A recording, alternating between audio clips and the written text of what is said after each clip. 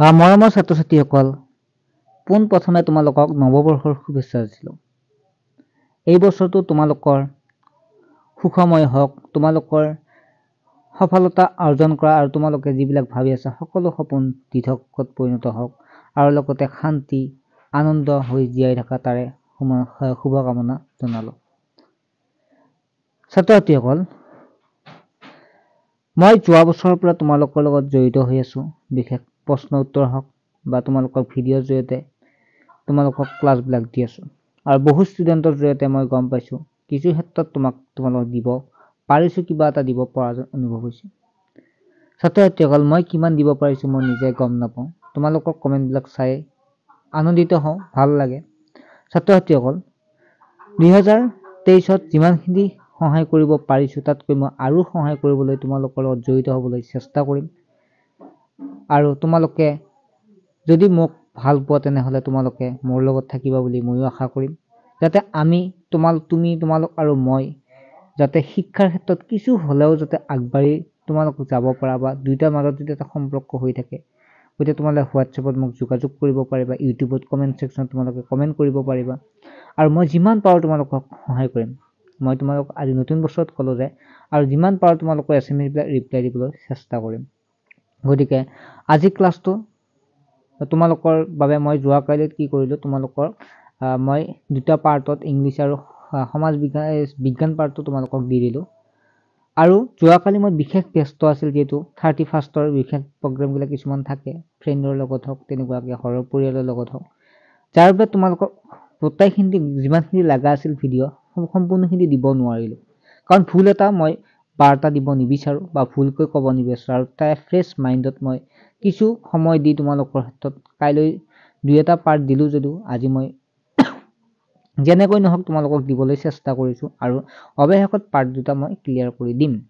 আৰু PDF-টো তোমালোকে হোৱাটছএপত নম্বৰ পাবা। হোৱাটছএপ নম্বৰটো তোমালোকে জানাই, যিবিলাকে নাজানো তোমালোকক কৈ দিছোঁ 9394628219। আকৌ এবাৰ মই কৈ দিছোঁ 9394628219। আৰু তোমালোকৰ কিবা অসুবিধা থাকিলে মোক হোৱাটছএপত মোক যোগাযোগ কৰিব পাৰিবা। যিমান সম্ভৱ মই ৰিপ্লাই দিবলৈ চেষ্টা কৰিম। আৰু আকৌ মই এবাৰ ক'লত তোমালোকক নৱবৰ্ষৰ আকৌ এবাৰ শুভেচ্ছা দিছিলোঁ। ছাত্ৰ ছাত্ৰীসকল, তেনেহ'লে আমি 45 নম্বৰৰ পৰা বাকীখিনি আলোচনা কৰোঁ। ছাত্ৰ ছাত্ৰীসকল, 2-এটা ভুল হ'ব পাৰে, কাৰণ কিয় জানানে, তোমালোকক মই অতি সৰলকৈ দিব লগা হৈছে, কাৰণ তোমালোকৰ ইচ্ছুক হৈ আছে যে মই কিমান নম্বৰ পালোঁ। তাৰ বাবে 2-এটা ভুল হ'ব পাৰে, তাৰ ভুল হ'লে মোক কমেণ্ট ছেকশ্যনত জনাই দিবা, ঠিক আছে। ছাত্ৰ ছাত্ৰীসকল, তেনেহ'লে 45 নম্বৰটো প্ৰশ্নটোলৈ আহিছোঁ। মই তোমালোকক কৈছোঁ যে সম্পূৰ্ণ মই প্ৰশ্নবিলাক পঢ়ি নাযাওঁ, জাষ্ট উত্তৰকেইটা কৈ যাম, তোমালোকে চাই যাবা। 45 নম্বৰ প্ৰশ্নটো যদি চাওঁ তেনেহ'লে আমাৰ শুদ্ধ উত্তৰটো হ'ব এটো। 46 নম্বৰ প্ৰশ্নলৈ আহিছোঁ, ইয়াৰে শুদ্ধ উত্তৰ হ'ব চিটো। 47 নম্বৰ প্ৰশ্নটোৰ শুদ্ধ উত্তৰ হ'ব এটো। 48 নম্বৰ প্ৰশ্নটোৰ বিটো হ'ব শুদ্ধ উত্তৰ।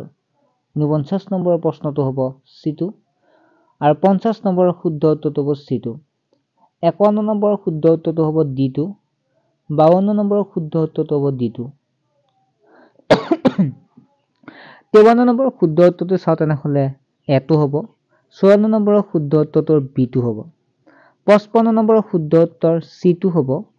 56 নম্বৰৰ শুদ্ধ উত্তৰ এটো হ'ব। 57 নম্বৰৰ শুদ্ধ উত্তৰটো হ'ব ইয়াৰে ডিটো। 58 নম্বৰৰ হ'ব বিটো। 59 নম্বৰৰ হ'ব বিটো। 60 নম্বৰৰ হ'ব চিটো। 61 নম্বৰ যিটো 61ৰ হ'ব বিটো। 62ৰ শুদ্ধ উত্তৰ হ'ব ডিটো। 63ৰ শুদ্ধ উত্তৰ হ'ব এটো। 64ৰ যদি চাওঁ তেনেহ'লে শুদ্ধ উত্তৰটো হ'ব 62 ইয়াৰ শুদ্ধ উত্তৰ বিটো। 65ৰ শুদ্ধ উত্তৰ হ'ব এটো আৰু 66ৰ শুদ্ধ উত্তৰটো হ'ব বিটো। ছাত্ৰ ছাত্ৰীসকল, মই ভিডিঅ'বিলাক এডিট নকৰোঁ প্ৰায়, গতিকে তোমালোকৰ কিছুমান প্ৰব্লেম হ'ব পাৰে, কাৰণ মোৰ বেমাৰ হৈ আছে, গতিকে কাহ মৰা কিবা তেনেকুৱাকৈ তাৰ বাবে মই ক্ষমা বিচাৰিছোঁ, কাৰণ ভিডিঅ'বিলাক মই এডিট কৰি নাথাকোঁ, জাষ্ট তোমালোকক ডাইৰেক্ট দি দিওঁ, ঠিক আছে।